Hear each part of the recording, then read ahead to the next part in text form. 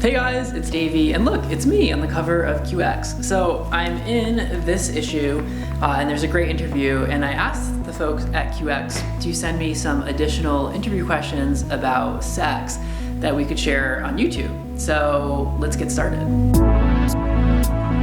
So the first question is, we're a British magazine. Do you think British guys are good at sex? Well, there's only one way to find out, and I don't think my sample size has been big enough, so sign me up for that. Question 2 is, we've noticed American guys are really good at blowjobs. Again, like, where's this data coming from? Why do you think that is? I bet that Americans are good at blowjobs because, have you seen the portions of our food? Like, we use our mouths a lot. So we've had a lot of practice eating our American-sized, super-sized portions, and I bet that's why we're really good at giving head. Question 3 is, what's the worst sex you've had? Oh, by the way, like, even though I'm wearing glasses and a proper shirt, I was trying to make a good impression, I don't have any pants on. What's the worst sex you've had? Like, so bad that it was just funny. Here's the thing, I've had a lot of bad sex. I would say, I'm 34, most of the sex I've had in my life, until maybe the last year or so, has been pretty bad, but I didn't know it was bad because, as they say bad sex is like bad pizza. Even when it's bad, it's still pretty good.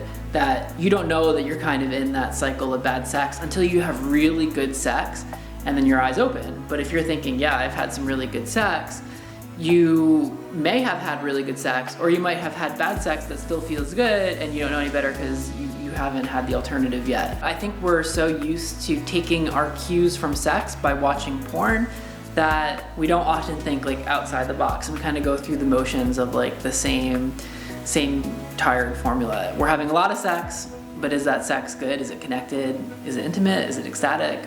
Probably not. Why do you think the gay community has an issue with slut shaming? Well, first of all, it's not just the gay community.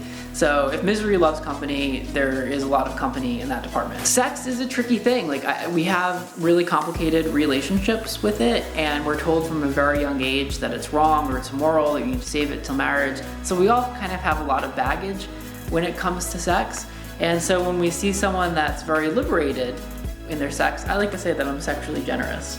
When you see someone that's sexually generous, aka a slut, it really can kind of rub folks the wrong way. And so I think when we see someone that's very sexually liberated or free, there's a tendency to get maybe jealous of the life that they're able to live, and the tool that we have to try to pull them back down is to criticize them or to shame them for the experience that they're having. The next question is, what do you think is the sexiest quality in someone?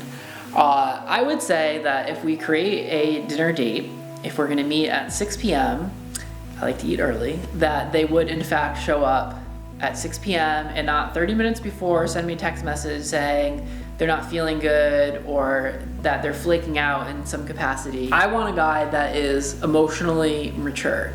And if he has like an 8.5-inch penis with lots of foreskin, like, all the better. But mostly I want him to be emotionally mature. Mostly I want him to have the 8.5-inch penis. We once ate some crisps while being buggered. That's British for eating chips while being fucked. Have you ever eaten food during sex? That was a long way of getting to that question. I mean, you have to understand that sex and food are my two favorite things in life. I love sex, I love food. And when you put those two together, it is like next level shit for me. In fact, we filmed an entire video on my erotic website, amorous.tv, where the guys were having sex while like covering each other in watermelon. And in my dreams, it would be like probably fried chicken and like potato wedges. But to me, that is just everything. It is to have your cake and get dicked too.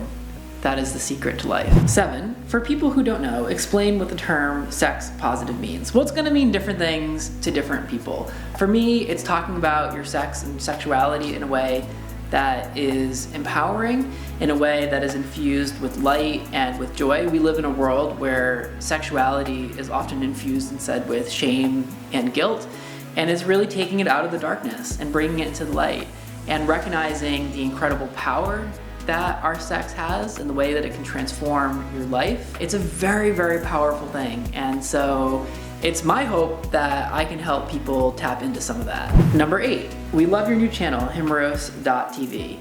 What's been your favorite moment while you're making stuff for himroast.tv?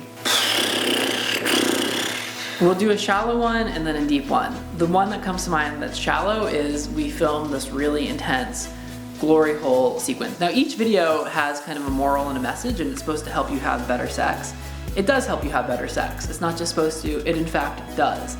And we did a video about anonymous sex, anonymity, and how that's like a big part of gay culture. And anyway, this was my shallow answer. So there's this moment where this dick comes through. We made a glory hole out of these beautiful white sheets that were like glowing. Blake Mitchell's enormous penis comes through the sheets, and it's like the choirs of angels are just like, oh, and then Joey in all of his innocence just like slobbers his mouth all over that dick. And I'll tell you, that was good. My deeper answer is we filmed one video, also with Blake and Joey actually, but also with Norm, who's 83 years old. It was his porn debut at 83 years of age, and he's a sacred intimate, which is like someone who's a teacher that helps people kind of connect with their sexuality. And that was a beautiful, beautiful video. We don't need any advice on sex because we're obviously amazing at it. See, this is why it's nice to wear glasses. You can do this. But do you have any advice for people watching at home? I would say go join himroast.tv. Beyond that, I would say a lot of us tend to operate in a box when it comes to sex that's been dictated by the porn that we've consumed, that like it kind of follows the same basic formula. And when you start to expand outside the box and try new things and ask yourself what it is that you really desire and that really turns you on, and you start to communicate that to other people, and that those people in turn communicate it to you, the sex that you have is completely transformed. And it then in turn transforms your life, it transforms your energy, it transforms the way that you navigate the world. I think one of the best kept secrets in the world is how powerful our sex really is. It makes the experiences that I had like with religion growing up pale in comparison to what we have in here. It's such a powerful tool. So to the extent that you can tap into even this much of it, just a little bit, it's like we all have this like nuclear reactor inside of us that all we need to do is flip on that switch to activate.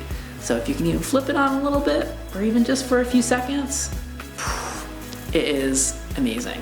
So that would be my advice. Anyway, I'm done. That's the questions. Make sure you guys pick up this episode of QX, and you can see my face on the cover with the shirt. Thank you for putting me on a magazine wearing my shirt. That's a first for me. And I got my shirt on now, but again, no pants. You can't have it all. Anyway, thanks so much for watching, and as always, more to come.